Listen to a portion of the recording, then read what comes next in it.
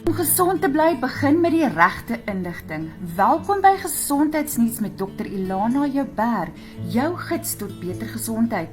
Hier deel ons praktiese raad, die jongste mediese insigte en eenvoudige wenke om jou en jou familie se gesondheid te ondersteun. Van alledaagse gesondheidskwessies tot belangrike mediese deurbrake.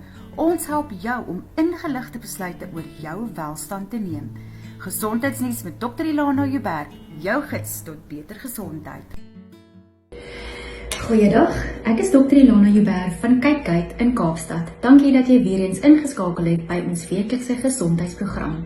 Ons gesels vandag vinnig en vlugtig oor wintergesondheid. Hoe om jouself en jou familie te beskerm teen griep hierdie winter. Soos die temperature afneem in Suid-Afrika, beweeg ons nou van somer na winter en dit is ook ons amptelike griepseisoen. Elke winter sien ons voller spreekkamers, voller hospitale en apteke en mense wat sukkel met 'n hoes, 'n seer keel, lyfseer en moegheid. Maar griep is nie net 'n gewone verkoue nie. Regte influenza kan gevaarlik wees en veral vir kwesbare pasiënte. Ons gesels vandag kortliks oor influenza, wat die simptome daarvan is, hoe om hierdie winter veilig te bly en hoe om dit te herken. Eerstens, wat is griep? Influenza is 'n virusinfeksie wat baie maklik versprei word deur hoes, deur nies, noue kontak met siek mense en veral besmette oppervlaktes.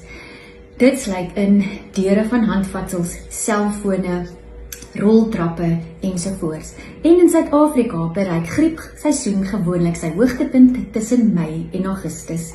Algemene simptome sluit in 'n vinnige aanvang van koors, koue rillings, hoofpyn, erge lyfseer, 'n droë hoes en selfs 'n seer keel.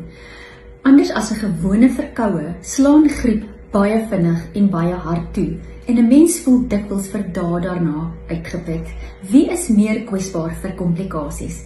Ons dink veral aan die sensitiewe populasies, bejaarde pasiënte, die pediatriese kindertjie-pasiënte, swanger vrouens, mense met komorbiede toestande soos byvoorbeeld diabetes en hipertensie, kankerpasiënte en enige ander persoon of pasiënt met 'n verswakte immuunstelsel.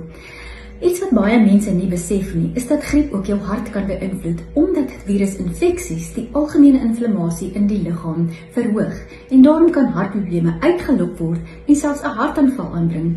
Baie belangrik om nie te oefen wanneer jy 'n virale infeksie het nie. Hoe keer ons of hoe beperk ons hierdie tipe infeksies? Eerstens, die griepinspuiting.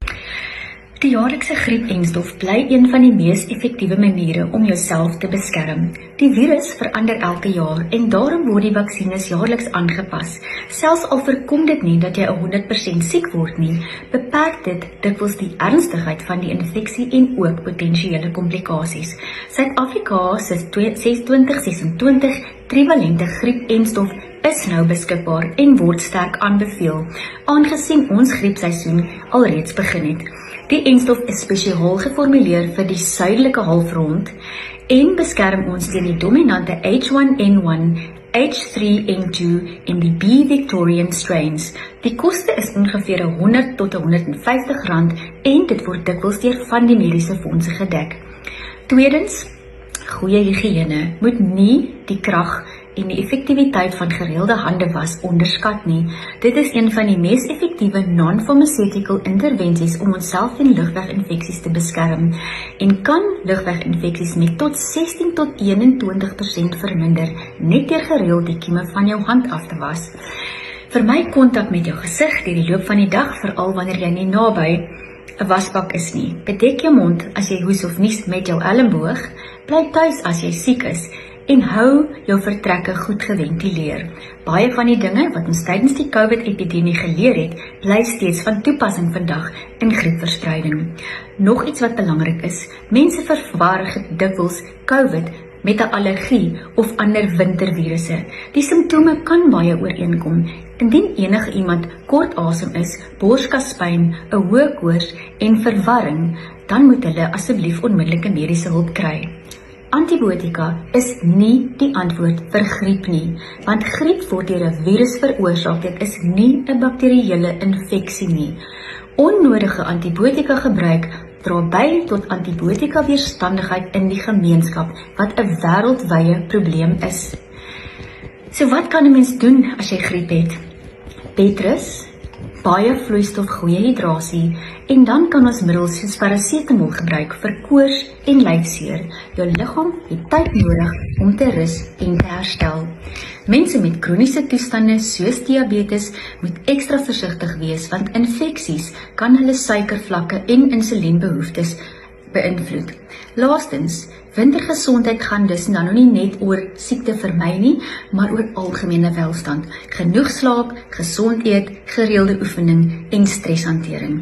Hierdie winter, sorg vir jouself, sorg vir jou familie en moenie ernstige simptome ignoreer nie. Dankie dat jy weer eens ingeskakel het by ons gesondheidspraatjie vandag. Dit was Gesondheidsnuus met Dr. Ilana Joubert, jou gids tot beter gesondheid.